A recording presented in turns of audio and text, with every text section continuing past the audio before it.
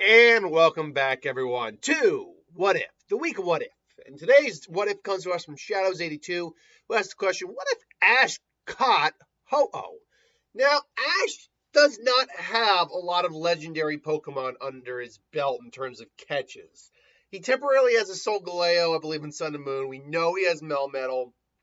But other than that, he really doesn't have any legendary Pokemon because legendary Pokemon, are in just by definition in power stronger than the average Pokemon. It would take a lot to beat a legendary. Not that Ash hasn't beaten legendaries, the Articuno versus Charizard fight, for example, but chances are Ash could not catch an actual legendary on his own, not without help or specific circumstances.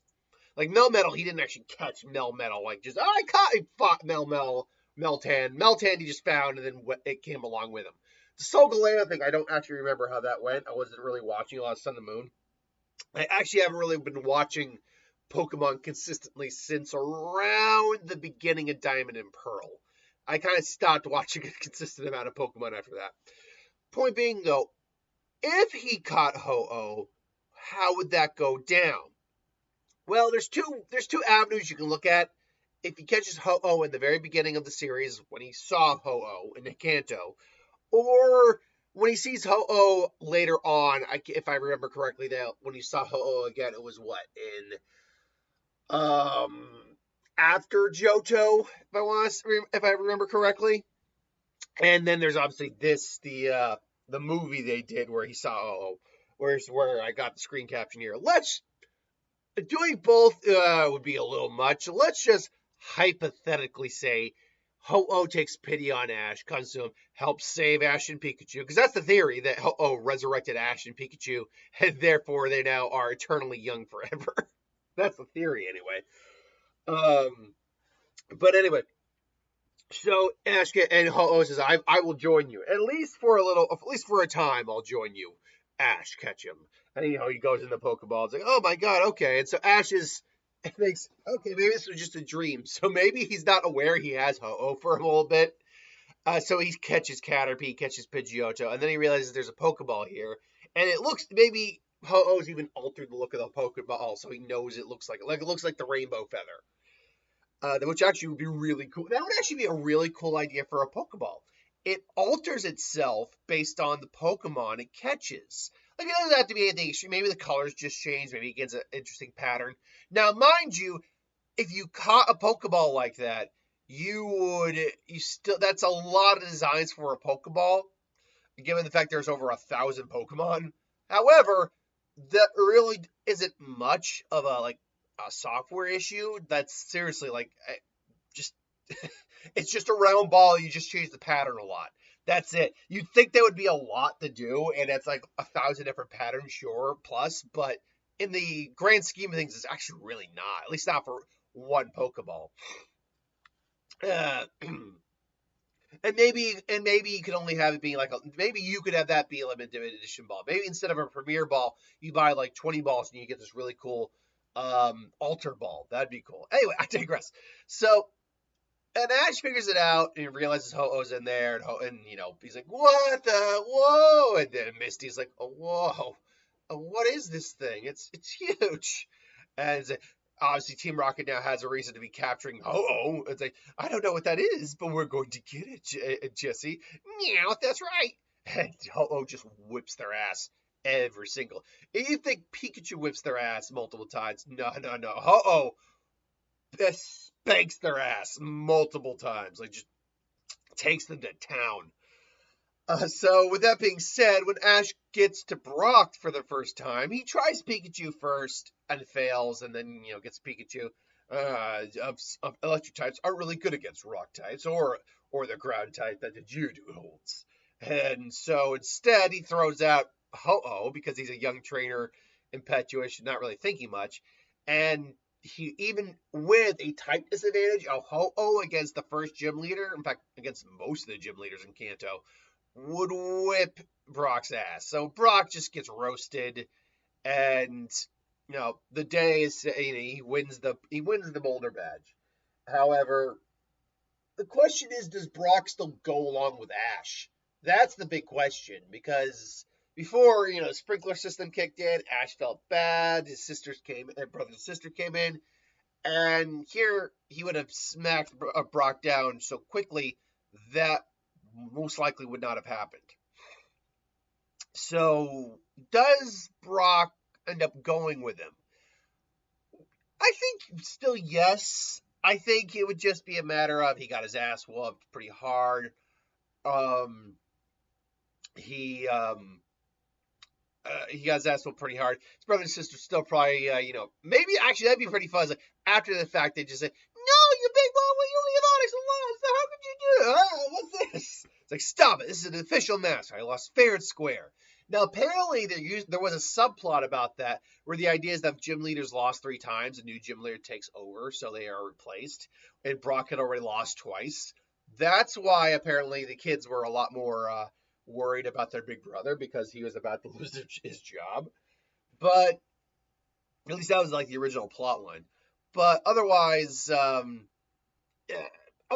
don't really see it being that big of a change. But I could see a little bit of hesitation on Brock. But before he, I think he meets up with them, asking, "It's like, I'd like to go with you. I don't really want to be a battler. I want to be a Pokemon breeder." Obviously, his dad shows up. There you go. With Misty, I actually don't think. I mean, he knows Ho-Oh would theoretically have a type disadvantage, but I think he saves. I think what happens is even Ho-Oh just like, no, I'm not gonna do it. Like with Pikachu, like Ho-Oh actually comes out and just says, no. It's like, Ho-Oh, Pikachu, fine. Just throws out Butterfree and Pidgeotto. And then the sisters were very much like, yeah, no, you weren't going to win, Misty. If he had used Pikachu from the start and Pikachu just didn't want to fight, you would have lost that in an instant. So, yeah, Ho I actually think doesn't like do much. I think he does try to use Ho-Oh against. Well, does he try to use it against Surge's Raichu? Uh, yeah. See, that's a very Pikachu personal episode, and he had already caught multiple Mon and didn't even bother to try using any of the other ones. Because Bulbasaur is resistant to electric moves, so at least it would have been you could have had a shot with that. I think maybe you know what I think happens. I think after the fact, while Pikachu's recovering, Brock and Misty say you could always use Ho-Oh. Ash is like, Ho-Oh, true. It's like, yeah, though it is a flying type, it's a legendary Pokemon, from what I understand.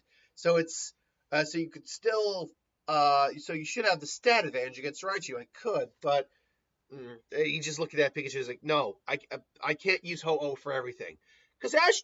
While he wasn't fully matured by the Indigo League, like he acted like a little bitch after he got beaten. He did mature up as the series went on a little bit, at least for the first series, and especially as the later series went on, and then regressed terribly in Black and White, from what I remember. So, at least as a battler. Anyway, so he just looks at the Pokeballs like, no, this is something I want to ask Pikachu. Pikachu, this is up to you. Pika? It's a Pikachu! And so, yeah, Pikachu and him ultimately come back and win. Now, that being said, Pikachu's team right now, or Pikachu's team, Ash's team, surprisingly, once he releases Butterfree, would consist of his 3 starters, Pidgeotto, Pikachu, and Ho-Oh. He would obviously catch the Monk, and he would catch Primate, but he doesn't have Primate on his team because he's got Oh-Oh on his team. With Erica, he once again knows he could easily take on the gym leader with Ho-Oh if he had to. Should note the St. Anne. The St. Anne they're lucky for the St. Anne because once they get to the surface, they can just ride Ho-Oh out of there. So it's actually, you don't get the Island of the Giant Pokemon. So even though it's filler stuff and doesn't matter towards the plot, excuse me, you don't get the Island of the Giant Pokemon stuff. Anyway, with Erica, would he use Ho-Oh? Because the gym is enclosed, that's actually a problem. Like the gym was big enough with Brock that he was able to use it. And Misty, I would argue he could still use Ho-Oh. Surge, maybe, but actually Erica's gym seemed a lot more like there wasn't a lot of rope. And he'd honestly done, because of how powerful Ho-Oh is, I don't think he'd want to risk lighting fire to the entire place. So I think he actually holds off on Ho-Oh on that. With Koga, though, the second time around, yeah, maybe. Maybe he uses Koga. I do think, though, he straight out uses Ho-Oh for Sabrina. Even though she's psychic type, the minute Ho-Oh comes out, Kadabra's like, Kadabra! Even Kadabra's like, and Sabrina's like, what is this Pokemon? My ace in the hole. You want to try and take my friends from me? You gotta go through her. They gotta go through me. Ho-Oh first. Ho-Oh, Sacred Fire! And honestly, even with Recover, that Kadabra's screwed. Like, that Kadabra is screwed. Now this does mean that Sabrina is just like, she loses, like straight up loses, and she's pissed, and she like like flexes her psychic energy, but Ho-Oh just kind of gets like a very heated stare, and she flinches like, whoa, the power. It's like, you have earned the Marsh badge, now leave. And so Sabrina doesn't get saved, so you still have stealing people's souls Sabrina out there. Like, there's no way what you were doing was legal, Sabrina. How do you still hold a position? Oh, because you're terrifying. That's why. Then no cop would dare try to enforce that unless they were psychic themselves. So then you go through a lot. Like there's the episode where they get trapped in the snow. Ho-Oh would basically be there to keep Ash and everyone warm. And then they eventually get to Cinnabar Island. Blaine Blaine is and Ash eventually challenge each other. Again, he keeps Ho-Oh in the wing just in case. At this point, Charizard has evolved and is not really obeying Ash for whatever reason. So he starts with Squirtle like he does. Squirtle loses. It tries to out Charizard, fails, and then throws out Ho-Oh, which Blaine is shocked with. Ho-Oh, the legendary. How did you acquire such a powerful Pokemon? Would you like to know? And so it beats the Rhydon. Actually gives it a good fight, I think, because it does have its straight type advantage over it. Stat wise, Ho-Oh's got the better stat line, but now you're getting into higher level Mon, like 40s. That Rhydon might actually give a good fight to Ho-Oh. Ho-Oh, I think, would still win, but yeah. And then it's Magmar versus Ho-Oh, which luckily they're pretty neutral with their attacks with each other, but Ho-Oh can also learn flying moves. So it's tough. I think Ho-Oh barely manages the win out on that, but Ho-Oh wins. And then finally you get to the Earth Gym battle, which there's no Giovanni there. Otherwise he'd be very like, interesting. I would like that Pokemon boy. Ho-Oh versus Mewtwo would have been interesting because Ho-Oh would have been a Mon powerful enough that Mewtwo couldn't just ragdoll it like it did with every other person's Pokemon. But you don't get Mewtwo here. You get just Team Rocket. So, Ash basically isn't going to go straight for his ace in the hole every time. He wants to try to give his Mon as much power, as much abilities as he can. Chance to grow as he can. So both as Mon get taken down pretty quick, he throws out Ho-Oh and then just roasts, again, goes all out on the team. And so there you go. He would beat him. Now, this would, however, result in something. Even though Ash has matured a bit here, and is even smart enough to let his other Mon get some experience, he is getting a big head having this Ho-Oh around. And so he would go through he would go through every one of his Legion matches that he went through without difficulty. Even seeing Moltres would cause Ho-Oh to react and kind of shaking his Pokeball. It's like, Ho-Oh's reacting to something. What? But when we get to him, I believe it's Richie is the kid's name, the alternate Ash, if you will. It's one of those things where he could use Ho-Oh. He tries to use Ho-Oh, but for some reason Ho-Oh won't come out. For some reason, Ho-Oh, I think, realizes this is not a fair match. This competitive, this is maybe where Ho-Oh and him kind of draw up Ho-Oh apart, maybe. Ho-Oh is you've made it this far without me, or with me. Now you need to grow on your own, Ash. It's like, wait, Ho-Oh, but I think Ash honestly could understand because Ho-Oh I could see being one of those Pokemon that could, in theory, know how to at least understand or communicate with humans in some way.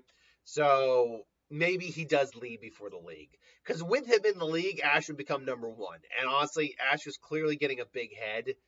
And him being number one in the Kanto League probably wouldn't be the best for his for his maturity. So I think him still needing to lose the Kanto League is important. And I think Ho leaving before the actual Kanto League is actually very likely.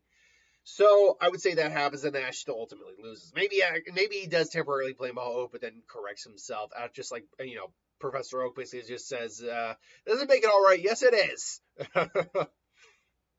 Maybe if you trained your Charizard better. So otherwise, Ho-Oh then probably makes sporadic appearances throughout the series, similar to what Charizard does after the Hoenn League or after Hoenn. So maybe he shows up again, not in the Johto League, not in the Orange Island League, but maybe he shows up in the Sinnoh League when he knows he's going to be fighting Tobias. And so and you know what? I think Ash would still lose that fight, but having Ho-Oh on the team would probably give him a near guaranteed win against the both Latios and Darkrai while still going through his team. And again, I did a what if about what would his full team look like basically. So it'd be tough because he probably has a team of nothing but legendaries or 5 legendaries and whatever his starter was. But ultimately, yeah, I think Ash would still lose even with Ho-Oh because he got his team just cleaved through by Tobias. After that, I don't see him really showing up until probably, honestly, until Masters, where he fought Leon. And it would probably replace, if I were to guess what it would replace, on the team, he'd keep the Dragonite, he'd keep the Lucario, keep the Gengar, keeps Pikachu. So it's either uh Dracovish it replaces or Surfetch. If I were to be the betting man here, just who I would say it replaces, I'd probably go Surfetch. The extra fighting type with him and Lucario is just not good type coverage, even though his team is actually really good. And you might say, well, then you got extra coverage with flying and Dragonite and Ho over flying. True, but now you have a fire flying, which now gives you fire coverage against any grass types and bug types or ice types that the opponent might, or steel types. Now, yeah, the fighting type already helps against the steel type, but yeah, still. And he'd still end up winning. In fact, he'd probably end up winning a lot easier that way. Anyway, I digress. That's what if Ash caught Ho-Oh. I think he definitely can keep it for a while, but it would aid him in a lot of his gym battles in the first season, but ultimately he wouldn't hang on to it. Ho-Oh's not, most legendaries I don't think you're hanging on to very often, and Ho-Oh I think is like, I got things to do, I got places to be, and Ash, you have grown well without me, so I'm leaving you now. So that's how I see that happening. Anyway, I digress. Thanks for watching. I hope you enjoyed. Like, comment, share, subscribe, and I'll see you next time.